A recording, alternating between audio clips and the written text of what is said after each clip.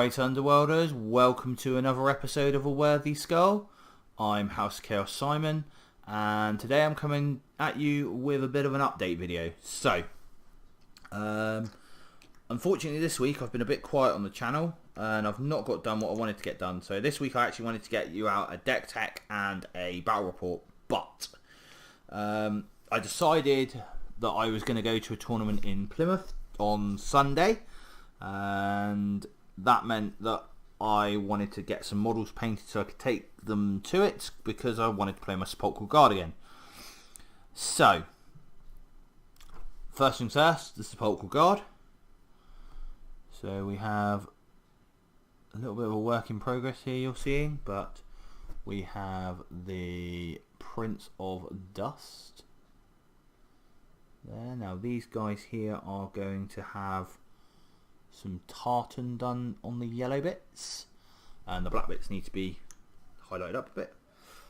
We've got the champion. Try and get this camera to focus a bit. It might actually show what's going on.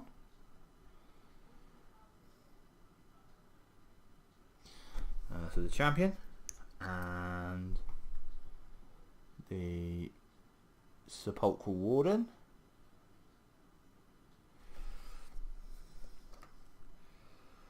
and the Harvester,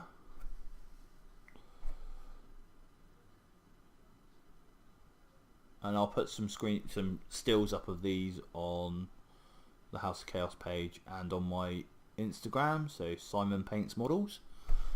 These will go up on there. And then we've got the petitioners. So petitioner number 1. This petitioner I don't really like that much. He's not my favourite. And petitioner number 2. This is my favourite petitioner of them all. He is absolutely awesome. I love the pose, love the look. It's just brilliant. Absolutely brilliant little model. And petition number 3, which is the guy who's coming out the ground, and again he's a pretty cool model. These are all, in case no one, you don't know, these are all push fit models. So I've glued them together, but they are push fit, so very simple to put together, very easy to use. So that's the first thing I've been doing this week. So hopefully I'll get these all finished tonight. If not, it'll be tomorrow morning. So we're on the 8th of June today. And the tournament's on the 9th. So deck's all built. I'm all ready to go, apart from painting these models.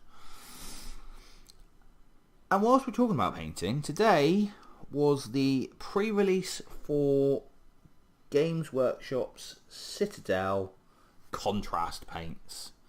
And me and my boys jumped in the car and we went down to the local GW at Truro and saw the manager Jono there, and we had a bit of a play with the contrast paints. So there were 3 models on offer from GW to paint. One was a Poxwalker, one was a Intercessor, and one was a Stormcast Eternal Sequitur. Now unfortunately when we got there at about nearly lunchtime, there were no Sequitors left to paint. They ran out of Sequitors, so we literally had a choice of the Poxwalkers and the Intercessors. So, show you what my boys did first, because this model was done by a 3-year-old and a 10-year-old, nearly 11, and this took them about 5 minutes to slap this on, but for 5 minutes work by a 10-year-old and an 11-year-old, that's pretty decent results in my mind. So I think for my boy Zach, this is going to be amazing for him. He, like most kids, doesn't like to wait for things. It's very much a now situation, and we've sat down for painting sessions before, and we've gotten half hour in and he's gotten bored. With this, if he can paint models to a fairly decent standard in half an hour with this contrast paint, I think it'll be a lot more productive and it might make him actually want to stay on and paint. I still think that, like a lot of people have said, the biggest thing is you've still got to want to sit down and paint. But, you know, other than that, I think it's pretty good. So I had to go at an intercessor because I wanted to have a look at what it was like on flatter surfaces. I wanted to see what I could do with it. And this is by no way and means me saying that I love contrast paints, because I think they've got a place. I think they're a tool in the toolbox of any painter. You know, beginner painter, you're probably going to use them more. Intermediate painter, you're probably going to find you use them a little less. You know, an advanced painter, like I would consider myself and a few of my friends, you know, I would say, yeah, you won't be using them that often, but there will be tools for the job. So, this was 45 minutes in the shop with contrast paints. Now, I never choose something easy to do. I always choose something a bit harder. Chose to do a Nova Marine. Now, immediately, this Nova Marine brought to light something about contrast. And that is that if I'm painting in contrast paints, I am going to have to relearn how to paint. Because you cannot be messy with contrast paints. If you're messy with contrast paints and you want something clean like this, you're lost. You really are. You can go back, you can paint the base colour in.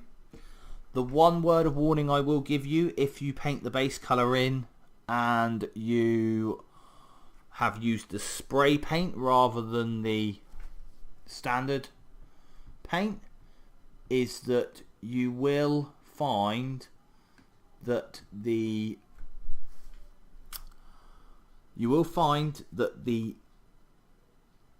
paint that you get in the base coat pots from GW of Grey Seer and Wraithbone are a very slight tonal difference to what comes out of the spray can that they put on.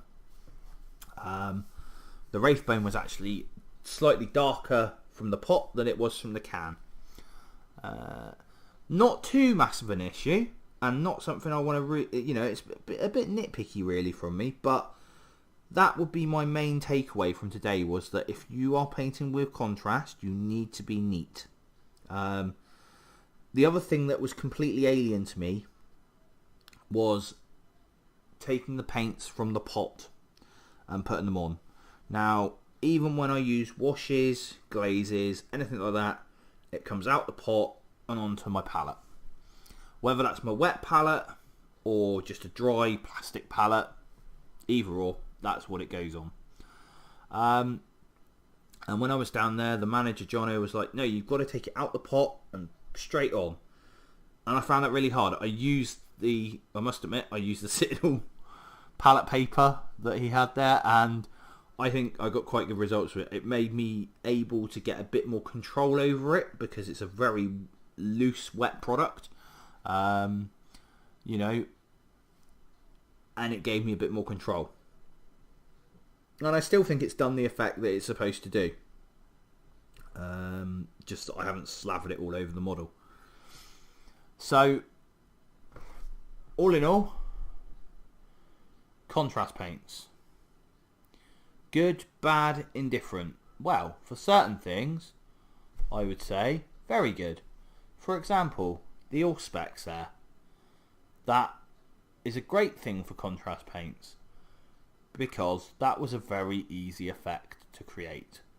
Wraithbone plus a little bit of the green on it, and it's come up lovely.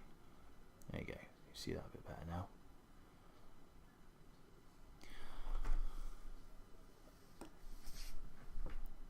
So I like I said, I think they will be a tool for a job.